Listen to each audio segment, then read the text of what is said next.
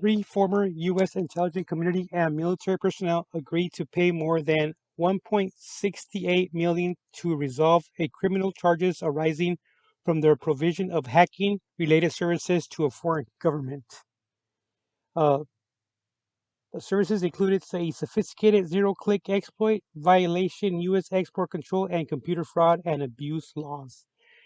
Basically, these three individuals did nothing wrong is at the beginning. They've actually they outsource themselves basically. Um, as long as it's to a NATO country, there's no problem. These guys were hackers. Uh, if they're gonna be handpicked by the United Emirates, the United Arab Emirates, uh, they they have to have some talent, and and for them to actually pursue them, to actually contract them, uh, there's it's perfectly legal. Like I said, as long as it's through a NATO country. Now, depending on their actual security clearance, I imagine they had a pretty high one. Uh, they were initially briefed, they were initially given the actual rules in front of them on paper and the do's and don'ts. And these individuals chose to just write it out, you know, and they could have actually went a different route, but on a more of a controlled environment by the US government. And that's what they didn't want to actually come across, and that's what actually took them down. So apparently on September 7th, US citizens, that's a big key, a 49-year-old, a 34-year-old, and a former US citizen, a 40-year-old, all former employees of the US Intelligence Committee or the US military, entered into a deferred prosecution agreement that restricts their future activities and employment that and requires the payment of 1.68 million in penalties to resolve a Department of Justice investigation regarding violations of U.S. export control, computer fraud, and access devices fraud laws. Basically, they took it to their advantage and they actually facilitated what would be U.S. actual technology to hack into different computers that were based out of the world and the US, along with different types of actual social media accounts, and therefore that's where the problem was. They needed to actually create or be supplied with a device from the United Emirates, and for whatever reasons they were not given that, or they were not actually interested in that, and thought they would be flying under the radar, but in reality they were being watched. So according to this actual complaint, um, along with the criminal information alleging that the defendants conspired to violate such law. So they conspired. They knew what they were doing. They knew the law. They knew the rules going into it, and they ignored them. According to court documents, the defendants worked as senior managers at a United Emirates-based company that supported and carried out computer network exploitation operations. An example, hacking for the benefit of the United Emirates government between 2016 and 2019, despite being informed on several occasions that their work from the United Emirates under the International Traffic and Arms Regulation constituted a defense service requiring a license from the State Department Directorate of Defense Trade Controls. The defendants proceeded to provide such services without a license. So if they would actually provided these actual took the time to actually acquire these licenses, they would have been more actually um, they would have been able to do what they did for the fact that they would have violated right from the beginning and they would have just got shut down. But they try to go under the radar and try to be slicker than the government. And that didn't work. I mean, it worked for a while, but it didn't turn out on their favor. These services included the provision of support, directions, and supervision in the creation of sophisticated zero-click computer hacking and intelligence gathering systems. See, so them being a NATO actual participant,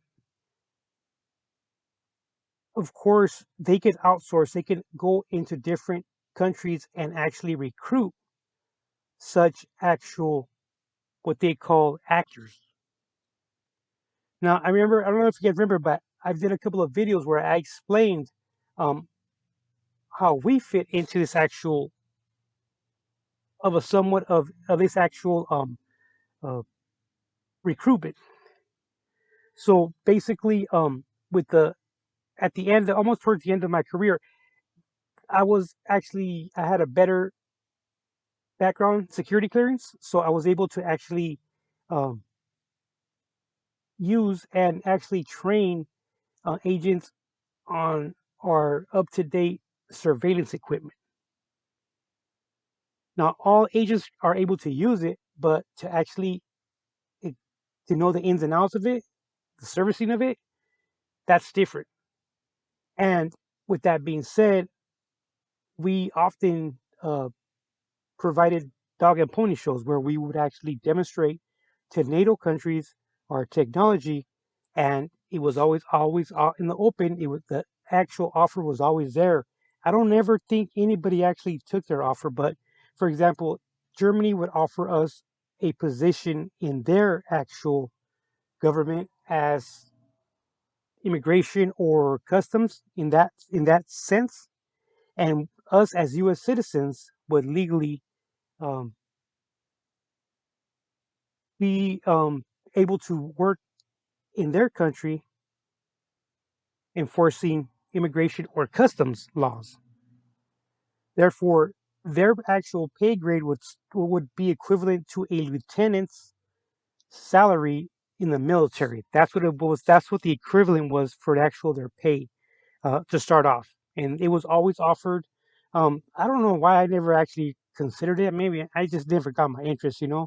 And so they would always offer recruitment opportunities, and this is exactly what these guys were actually recruited, right? So, but the only thing is that when you're dealing with these types of actual hackings and stuff, you always got to be very, very careful for the fact that you might think that you're actually conducting um, hacking for a specific purpose, but in reality, in the back end, the puppet masters they're actually doing something more nefarious, and that's when you can actually get hurt.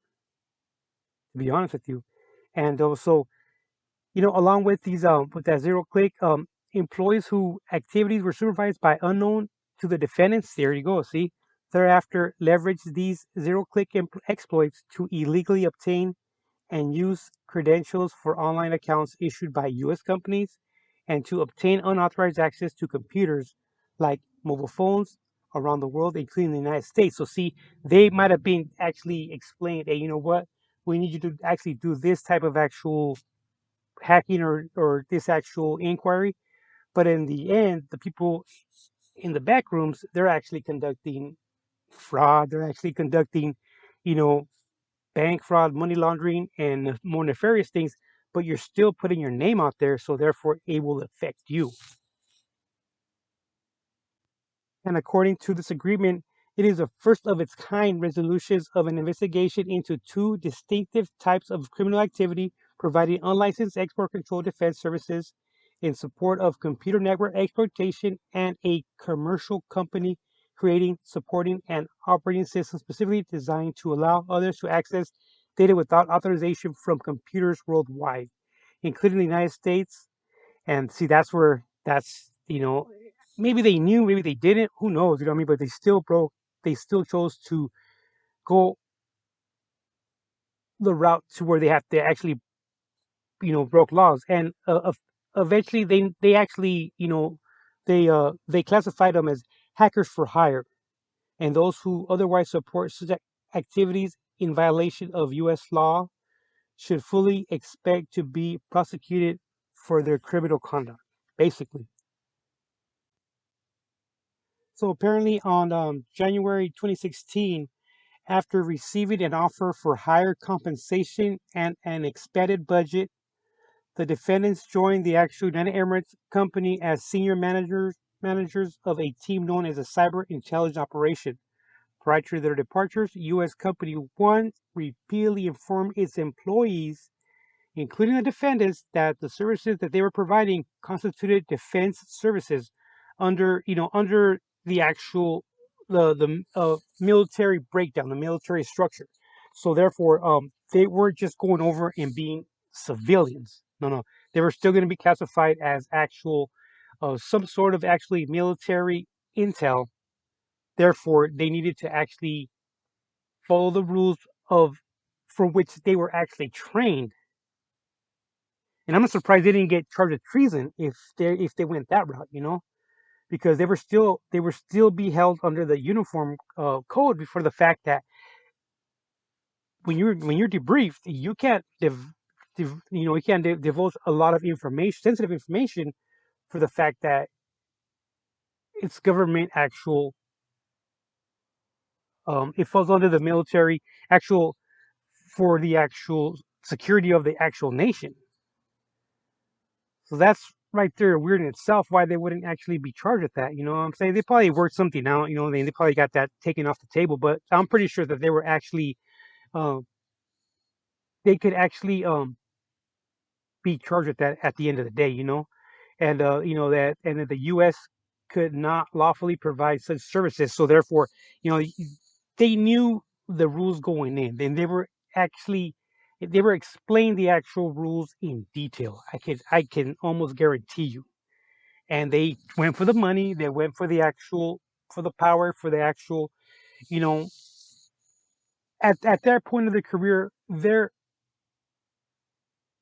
good to the to as military and the US intelligence to a certain grade, but you still fall under the United States umbrella, And if you're in that type of actual business or any kind of business and you're going to be actually giving some power, giving a bigger budget and not be on a on a leash, be getting some more freedom. Who wouldn't go for that, And that's exactly what they did. But they actually ended up overstepping their boundaries. You know what I mean?